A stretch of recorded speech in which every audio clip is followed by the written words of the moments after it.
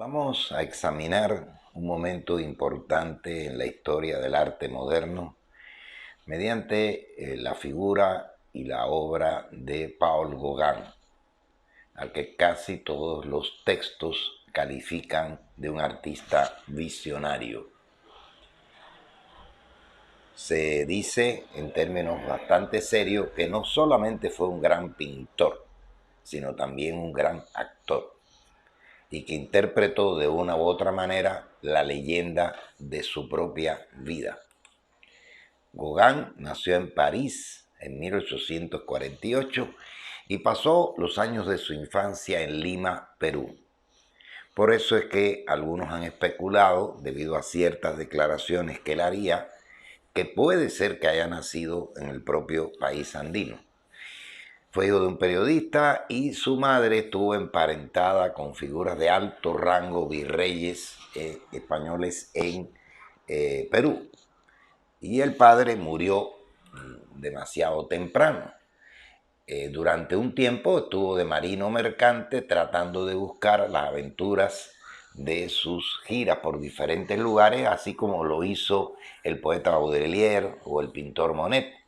Y viajó por los trópicos, de ahí su primera y temprana visita a Río de Janeiro, donde se enfrenta al exótico encanto del paisaje sudamericano.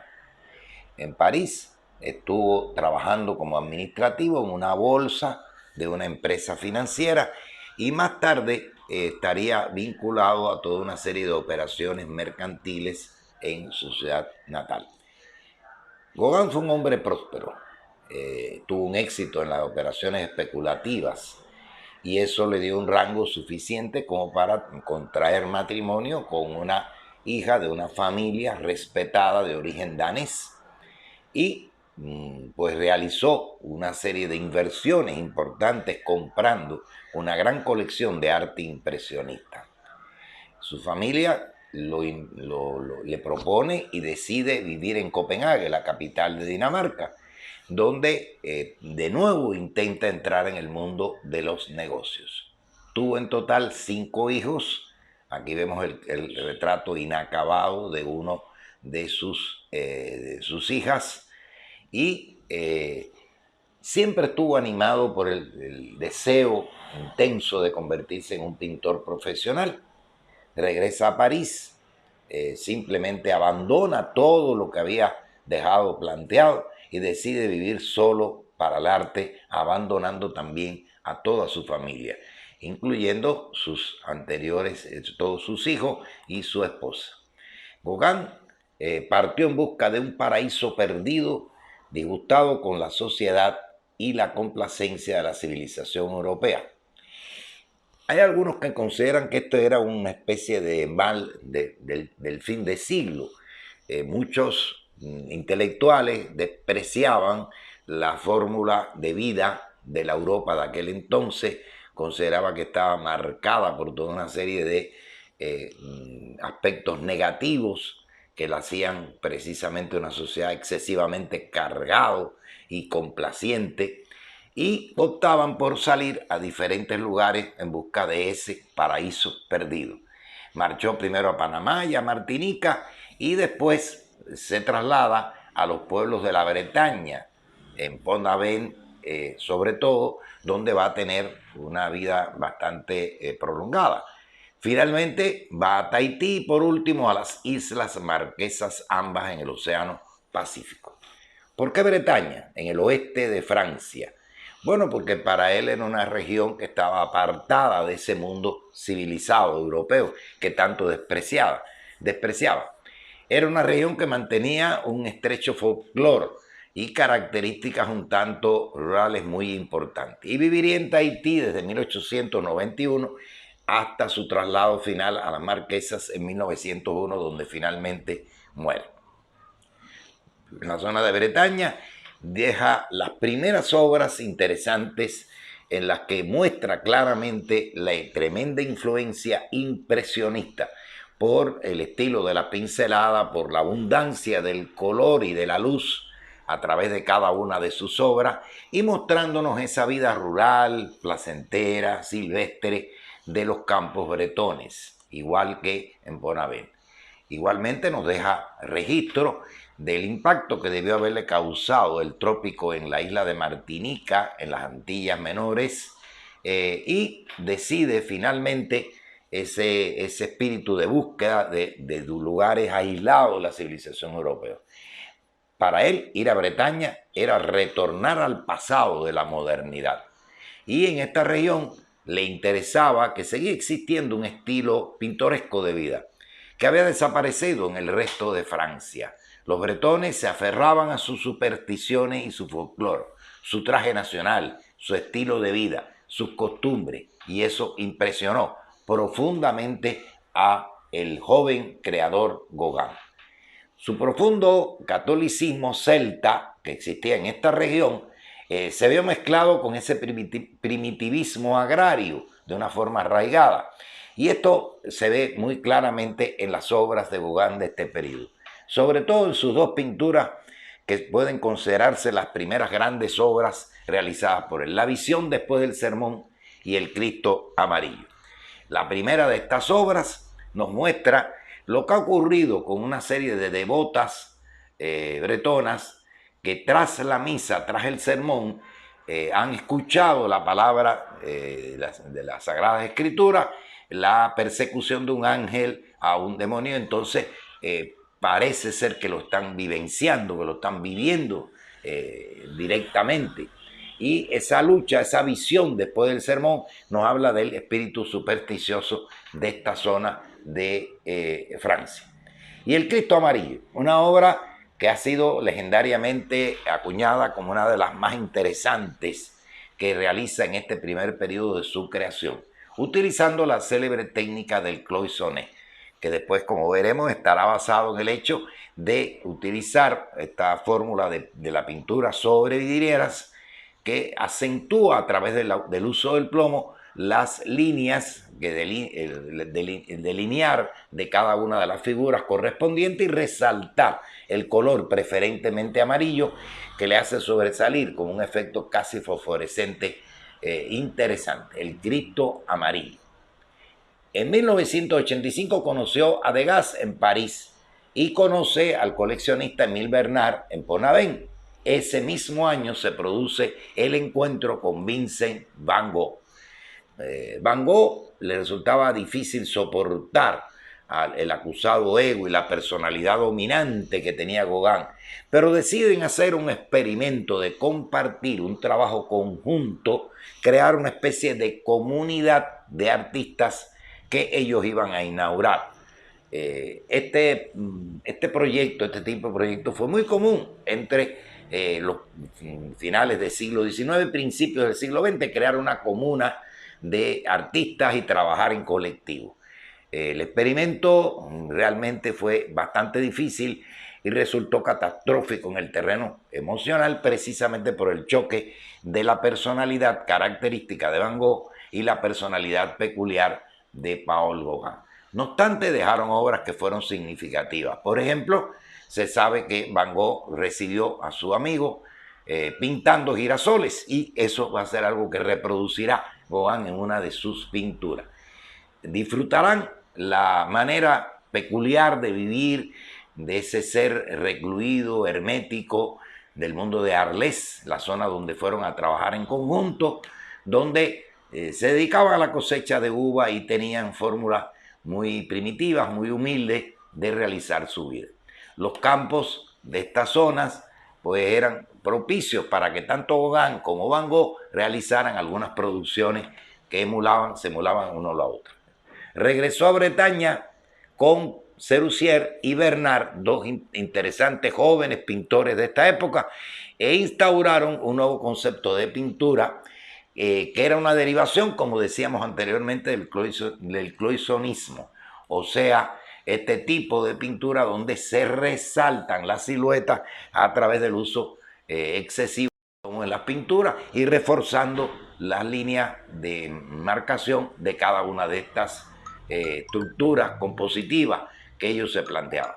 Gauguin conoce a Pissarro, trabaja con Bernard y finalmente decide organizar una subasta de sus pinturas en París para sufragar sus gastos para su proyectado viaje primero a Tahití.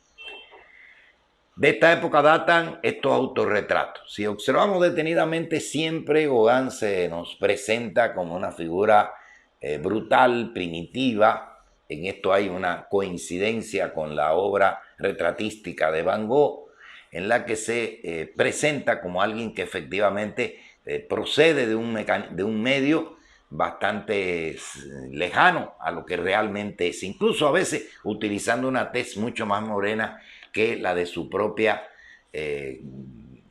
realidad. Y se presentan las primeras pinturas tahitianas, la Orana María. Es interesante ver desde esta obra temprana en Tahití cómo hay una especie de sincretismo en la obra de Gauguin entre los valores primitivos de los lugares que estaba viviendo, en este caso Tahití, y la concepción, el imaginario de carácter cristiano, católico, que tenía desde Europa. De ahí que proyecte el imaginario católico, el imaginario cristiano hacia estas regiones y crea ver en cada una de estas mujeres, en cada uno de los niños que ellas cargaban, la presencia de María o la presencia de Jesús.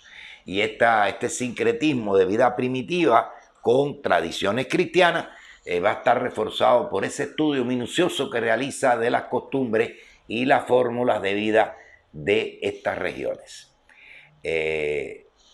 Tras su primer viaje a Tahití, regresa, expone sus obras, que básicamente son pinturas que son conocidas como las primeras pinturas tahitianas, pero los lienzos no son comprendidos ni por los periodistas especializados por el arte y muy menos por la mayor parte del público que iba a visitar las exposiciones.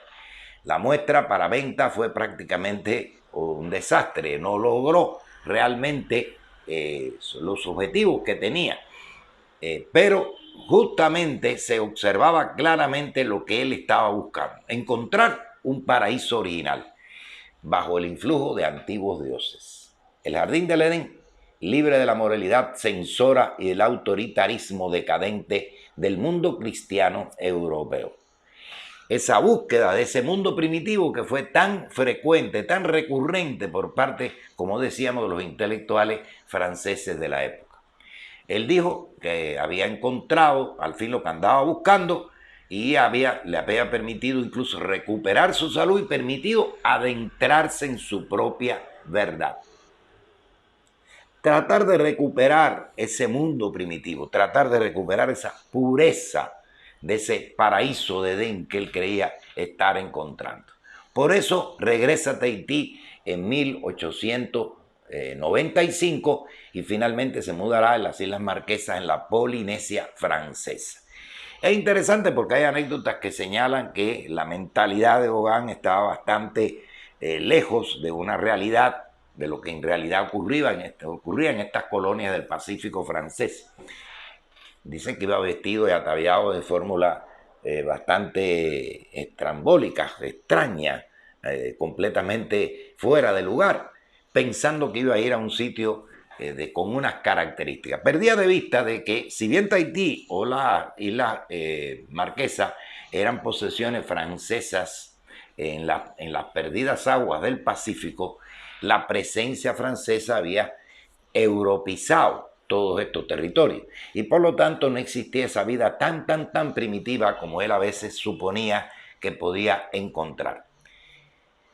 Sin embargo, nos deja una constancia de cómo fue estableciendo esa síntesis, ese sincretismo, ese híbrido entre las fórmulas de vida cristiana, los conceptos de la mitología cristiana y los conceptos de la mitología local.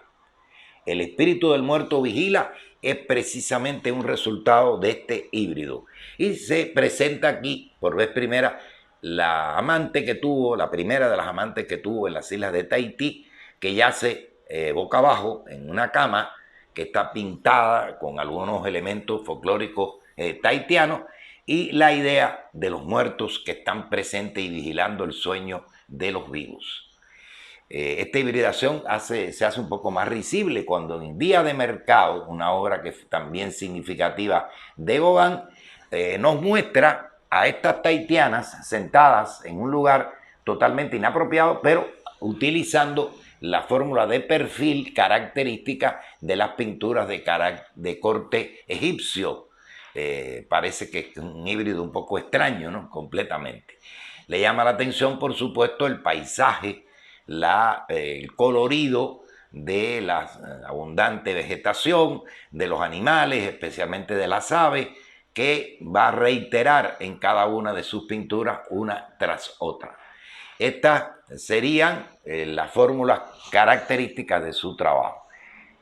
Llama poderosamente la atención en esta misma dirección de sincretismo, de híbrido, de su mentalidad cristiana y la mentalidad o las mitologías de los pueblos primitivos de esta zona, cuando nos regala su célebre Navidad.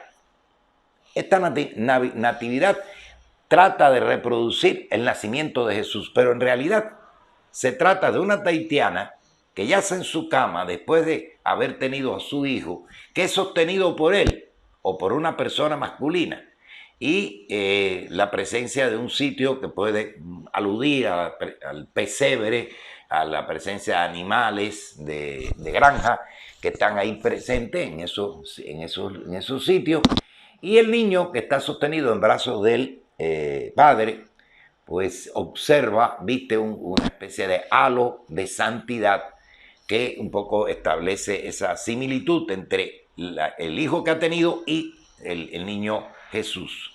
Y de esta manera establece un paralelo entre la natividad del Señor Jesús y la natividad de su propio hijo. El genio de Gauguin estaba muy desarrollado para la composición plana. Su inútil intento de combinar la inocente sensualidad del mundo pagano con la humildad ascética de la cristiandad desarrolló un nuevo mito sintético. O sea que fue simplemente resultado de esta hibridación. Y eso creo que alcanza su máxima esplendor en este interesantísimo trabajo de 1897, una pintura paisada de gran tamaño, en la que nos describe un poco desde el punto de vista de la mitología y el ámbito del paisaje tahitiano, una obra que tiene un profundo carácter filosófico hasta por su título. ¿De dónde venimos? ¿Qué somos? ¿Hacia dónde vamos? Si trazamos una especie de arco de recorrido visual y observamos hacia un extremo la presencia de un niño que está con sus pañales cerca de una familia determinada, este arco concluye al final con la persona anciana que está en la misma pose característica con que en estos pueblos del Pacífico, en Asia en general, se recluyen cuando sienten cercana la muerte y entra en un estado de reflexión y de ensimismamiento para aguardar el momento del final de la vida. Por lo tanto, el arco recorre desde el nacimiento, donde venimos, y hacia dónde vamos. ¿Y qué somos? Viene representado al centro de ese arco con esta figura masculina que se alza para tomar una fruta silvestre. En la plenitud de la vida, el hombre alza para buscar su sustento y alimentar a los suyos también. Y alrededor se observan diferentes ídolos, diferentes tótems que nos revela, a veces con una cierta dosis de creación propia, las mitologías de estos pueblos primitivos. Este tipo de cuadro, que como decíamos lleva un título de carácter filosófico, es un poco una reflexión sobre la vida en la que se pone de manifiesto claramente los recursos que ha ido logrando en esta formación, en parte autodidacta, en parte en vínculo con otros amigos pintores de la época. En primer lugar, la herencia impresionista. Se observa claramente el uso de la luz y del color, que se hace mucho más intenso precisamente por el ámbito en el que desenvuelve la mayor parte de su trabajo, en los trópicos, en sitios alejados de la civilización europea. Y también la manera con que ha tratado de vincular o de asumir los dos imaginarios fundamentales que tiene en su propia vida como tal. El imaginario heredado de la formación en Francia, de carácter europeo cristiano y el imaginario de un lugar que le debe haber parecido exótico, donde encontraba toda una serie de mitologías, formas de vida, maneras de comportamiento que están revelados no solamente en esta, sino también en otras de sus obras. Debieron haberle interesado muchísimo todas estas leyendas exóticas, todos estos cuentos primitivos, a los que hace alusión a manera de anécdota en algunas de sus pinturas. Y también en sus trabajos de carácter escultórico, estas pequeñas tallas en madera en las que no se revela la pericia que pudo haber tenido con respecto a todos estos elementos que hemos visto antes. Relieves en madera significativos, enamorados y seréis felices, también la idea del paraíso, la idea de la búsqueda de la felicidad, tallas en madera que nos revelan, o grabados que igualmente están revelando toda esta relación sincrética, por así decirlo, de diferentes imaginarios que están presentes en su obra. Interesante cómo trabajó ampliamente en diferentes medios, grabado, tallas, etcétera, y la realización en contubernio, en colaboración con alguien que lo ayuda en esta dirección, de hacer un poco anecdótica y reflejar sus experiencias de vida en su célebre texto Noa Noa, que es como una especie de compendio de toda esta trayectoria de búsqueda en que él dice que la civilización cae de mí poco a poco, es decir, se va integrando de nuevo hacia un paisaje de una forma primitiva. Gauguin se calificó a sí mismo muchísimas veces como un bárbaro, como un indio salvaje, para que no lo creyéramos, sobre todo al ver los ambientes exóticos que pintó en sus cuadros del sur del Pacífico. No era bárbaro, a pesar de que algunos retratos así lo manejan. No era un indio salvaje, a pesar de que su comportamiento parecía estar alrededor de ese tipo de formulación. En realidad no era un primitivo, no era un aficionado, ni siquiera en su primera época, porque su formación fue bastante sistemática una vez que renuncia a su vida de trabajo en las bolsas financieras para dedicarse por completo al arte. A pesar de la torpeza que se observa en algunos de sus detalles, las obras pudieran calificarse como un carácter impresionista, manifiestan un grado elevado de sofisticación y sorprende. Especialmente llama la atención algo que siempre todos los críticos y autores han analizado en su obra: la delicada sensibilidad para lo decorativo, que fue algo significativo. Desde el punto de vista formal, realmente Gauguin se nos presenta como un clásico clandestino, aunque sin la placidez perfeccionista que se asociaba a este término. Como se sabe, el término que se ha acuñado para referenciar a muchas de las obras de Gauguin y los que siguen es postimpresionista. En el caso de Gauguin, su emparentamiento con el impresionismo es mucho mayor y tiene por lo tanto esa buena dosis de reconocimiento en este plano del movimiento que le precedió. Las composiciones tienen una estructura estrictamente equilibrada de líneas verticales y horizontales, a la que se somete el ritmo armónico del grupo de figuras, que son bastante variables en cada uno de los paisajes que se presentan.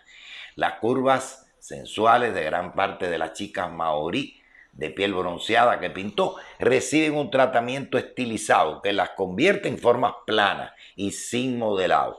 Es una de las cualidades de la obra de Gauguin, que provocó una cierta, primero, admiración, luego rechazo igualmente, o simplemente desinterés por quienes lo veían, acostumbrados al trabajo de volumetría de los cuerpos humanos, por el contrario a que aparecen sin modelar, y reflejan igualmente ese espíritu del cloisonné al que ya habíamos hecho referencia, que desarrolló en Porabén. Este autorretrato sería célebre porque Gauguin, padeciendo de varias enfermedades como resultado de diversos padecimientos sobre los cuales se ha especulado de una u otra manera, al parecer por su vida un poco disoluta en territorio de Tahití y de las Islas Marquesas, nos muestra la última estampa antes de morir. Lo culminaría poco antes de su muerte y nos queda entonces una especie de registro de su rostro, de su manera de ser, en donde podemos precisar mucho mejor la exageración primitivista que tienen algunos de sus autorretratos iniciales. En 1902 consideró la posibilidad de volver a París desde las Islas Marquesas, en el sur del Pacífico. Su amigo Montfrier, para quien Gauguin pintó su famoso y profundamente resignado autorretrato de 1896, le respondió con una franqueza tremenda: no debo volver. Ahora gozas de la inmunidad de la gran muerte. Has pasado a la historia del arte. La frase fue significativa porque, en efecto, a pesar de todos los contratiempos, a pesar de todos los rechazos, a partir de las fórmulas despectivas que pudo ser receptada inicialmente su obra en Francia y en otros lugares, Gauguin se ha ido imponiendo progresivamente, y su modo especial de pintar y la temática que desarrolló fue cada vez más siendo asumida por los medios especializados, y efectivamente había entrado ya a la historia del arte. Por eso es que muere precisamente en las Islas de las Marquesas, al sur del Pacífico, el 8 de mayo de 1903.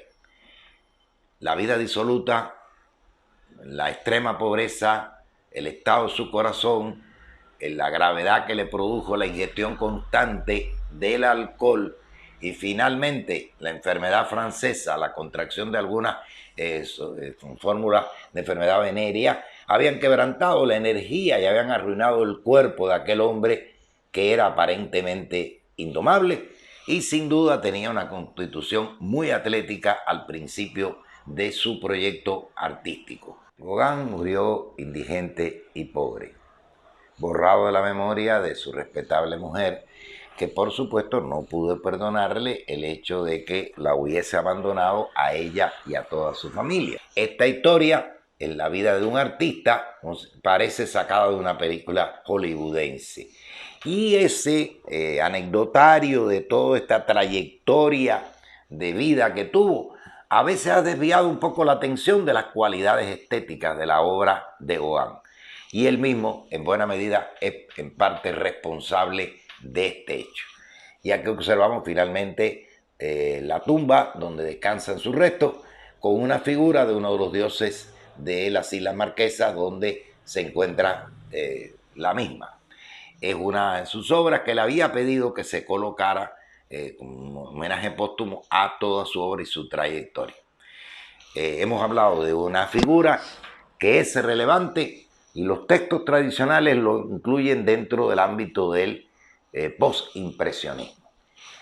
Como dije en una oportunidad, prefiero utilizar la solución que dan algunos otros autores al considerar lo que él, al igual que otros que siguen, como es el caso de Paul Cézanne, de Vincent van Gogh, y lo fue el caso de Seurat, pues pueden ser considerados como evangelistas del nuevo arte, del arte moderno, como los que anuncian la buena nueva del arte moderno, porque el término postimpresionista queda un poco impreciso, simplemente nos designa que van después de.